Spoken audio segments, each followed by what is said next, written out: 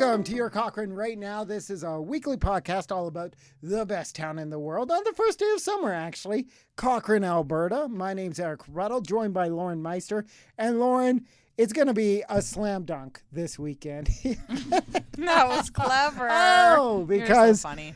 This is like a jam-packed weekend of events here in Cochrane, but multiple dunk tanks are being featured.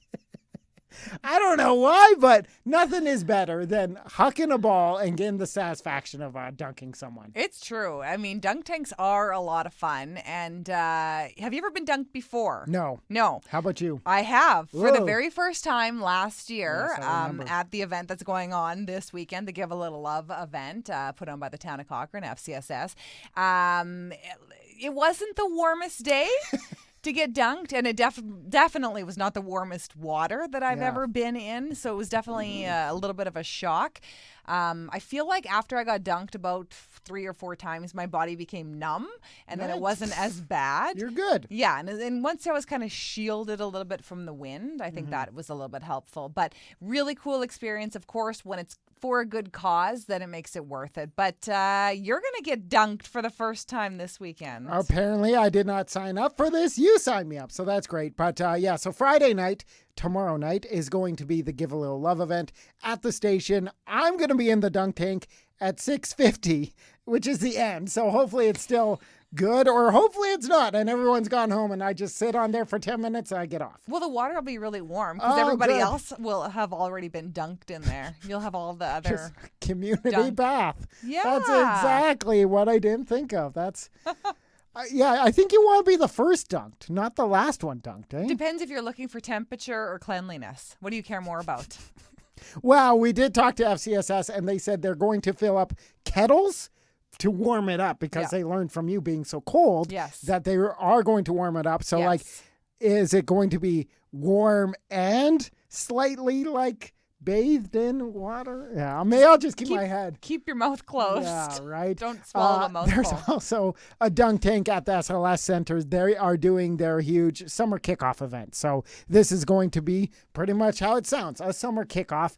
And you're going to be able to go down there. If your kids are part of the summer camps, they can pre-dunk their counselors. Yeah, I like that. That's a pretty fun event. And that's a huge event with like a movie. And they had Gaga Ball there last year. Gaga That's coming Ball. back this year, which I'd never heard of it until last year, which is so much fun. And just lots of fun games and activities for really the whole family, plus beer gardens, which is great for the parents and, a lot of fun. And Cochrane's not just using our water to fill up dunk tanks. Of course, Calgary having some issues currently due to a water main break, and they are still in a stage 4 water conservation kind of phase. So here in Cochrane, we're like, hey, neighbor, how about we help you out? So we are helping them with bulk water sales, and down at the SLS Center, they've heard that a lot of swimming activities, a lot of swim meets had to be canceled, and they're like, no, Cochrane's got you. Yeah, it's pretty cool. So actually there were some pretty huge swim meets that were supposed to be happening in Calgary this weekend, and even had swimmers coming from all the way as far as PEI. Whoa. And so of course they can't be swimming in Calgary or really like Airdrie, some of those other communities as well, because those pools are shut down right now. So they're coming to Cochrane. So they've done such a fantastic job over at SLS Center. They've come up with some really creative ways to get extra people into Cochrane using our facilities, but also keeping it open for Cochranites as well. So pretty incredible that we're opening our facilities and opening our arms for extra people. I even saw the Cochrane Piranhas, which is our swim group here in town, saying, hey, we're going to cancel our Friday night swim meet just because we want to make room for our friends from Calgary, which is really, really cool to do. And it looks like Calgary is actually on track for an early July restart, getting water back to normal. So hopefully it won't be too much longer, especially there's a lot of Cochranites who work in Calgary. Maybe some Calgarians want to come and get dunked if they're looking for a swim this weekend, if they're feeling like they need a refresh. There you go, right? Like, hey, I haven't been able to shower. A dunk tank's a dunk tank. Like, exactly. let's It doesn't go. matter if 15 people before me are going to go in there. It's still better. And for a lot of parents, our worst nightmare could be our kids coming home and being like, Mom, Dad, I was pulled over by the RCMP today and they gave me a monster ticket. But that's a good thing, actually, during the summer, because we were just chatting with the RCMP and victim services, and they're doing the positive ticketing event again throughout the next couple of months. And my kids have been pulled over for this before. They still talk about it. It was like 3 years ago. Yeah, it's a pretty cool experience for kids to get that positive ticket because, they, come running into the house saying, I was just arrested. And, they get that experience of, communicating with the RCMP officer or the peace officer, whoever it is. Plus, they also get a really cool treat. So whether it's, ice cream or it's a burger or something really cool in the community, it's really cool. So yesterday, actually, while we were chatting with the RCMP officers and victim services, they actually gave us each a couple of positive tickets to give to our children. Of course, yes.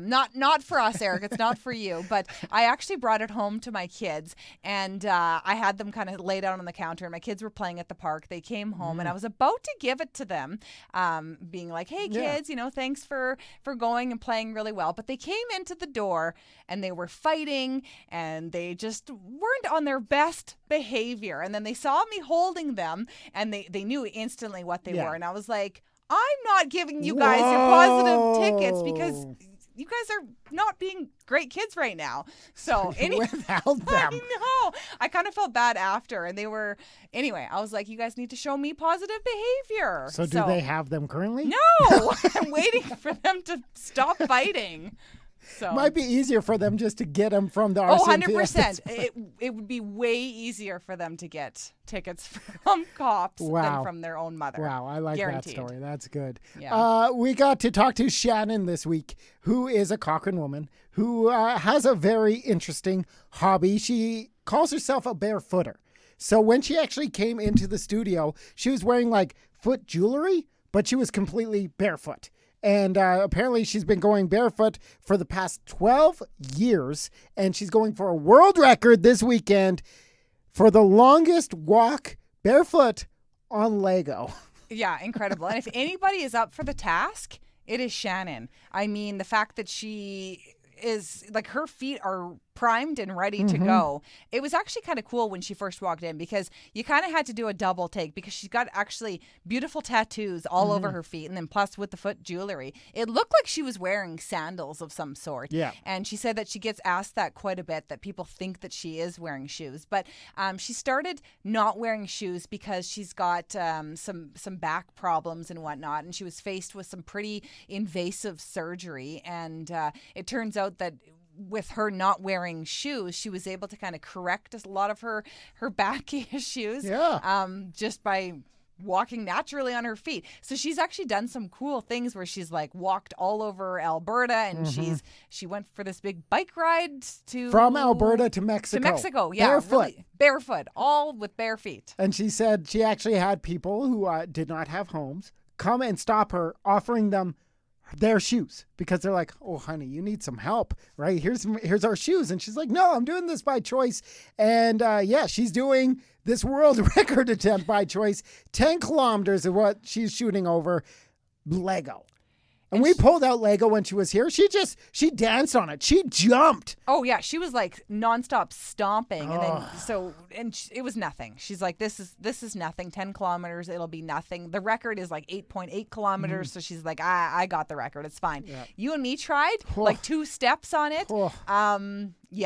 There's not a chance I could do 10 kilometers. I don't even think I could do like 3 steps. 2 was my limit. My favorite part was when we were talking to her and she had her nails like painted and stuff. You're like, oh, you go for pedicures. She's like, I do not, because they would shave down my calluses, and she's pretty much got built-in shoes because she's barefoot 99% of the time. Oh, yeah. Well, and then I even asked her, too. I'm like, do you ever wear socks? Because I worry about, did your feet ever get cold? Yeah. And she was honestly almost offended. Yeah. She was like, I never wear socks. Because they cause you to sweat, and that can soften your calluses. Yes. She knows what she's doing. Yeah, she just doesn't. But she actually does wear shoes every once in a while because she's also a bodybuilder.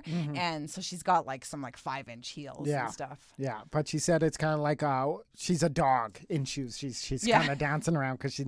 Anyway, She's going to be at Brickfest Live, which is like a Lego convention in the city. She starts at 10 a.m. on Saturday. And yeah, she's just going to be walking laps on Lego. So if you're going down maybe with your kiddos, cheer her on, give her a high five. She's from Cochrane, and that is just so, so cool. And looking at the skateboard park, so the Zero Gravity Skateboard Park, the town announced 2 months ago that they were going to do not only repairs, but additions. And now tomorrow, Friday, they are finally unveiling all of these things, which is really cool because when I got to talk to some of the people behind it, they said this is huge for beginners. It's going to be smaller stuff that you could start on.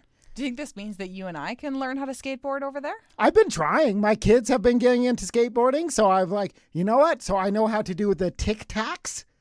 And you're speaking a different language. And I'm almost to the point where I can like push and get my feet on there. Wow. It is terrifying though, because Yeah. I'm in my 30s and like my kids fall down, they bounce right back up, right? I fall down and I'm just waiting for that embarrassing phone call here to the radio station being like, can't come in. I was skateboarding and I hurt myself and now I can't walk. So it could happen. But as long as you can still talk, you can come into work. Let's be real here. slam my face, right? Gotta wear like a face guard, like a hockey mask. Yes, Oh, yes. perfect. Don't wreck your face. But I think that's huge, especially going right into summer here.